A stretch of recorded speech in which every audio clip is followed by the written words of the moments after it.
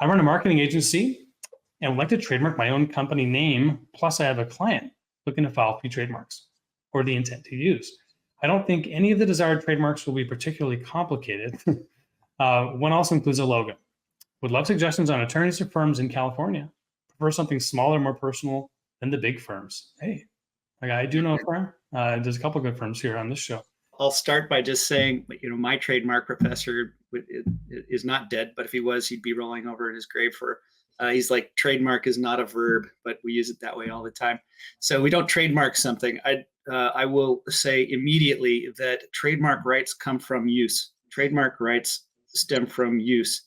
The first step is using it as a trademark. If you're not sure what using it as a trademark means, putting it on your t-shirt right here is ornamental use, not a trademark.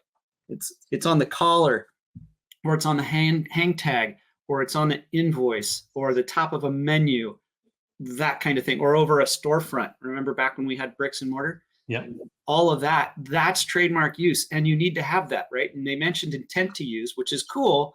You get 6 months plus extensions up to 3 years as an intent to use application, so that you're not actually using it in commerce.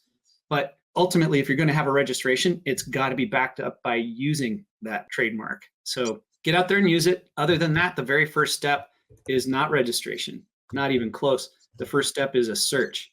And you'll hear people talk about a knockout search, which is great. That's the next step past doing your own Google searches or Yahoo or Bing, or whatever you use, which is also a good place to start. But what you'd really like to have ultimately, because of the value that a trademark is, and that we can have a whole nother thing about that. But the trademark is so important. Don't spend any money on it. Don't get a vinyl wrap for your delivery van. Nothing. Don't do anything. Don't spend a dime until you know the trademark you're proposing is one you get to keep.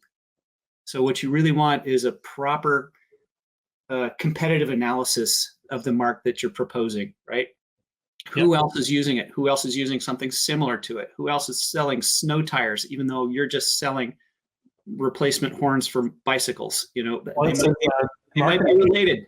Yeah. So, you need to understand what the competitive landscape is for the mark that you're proposing.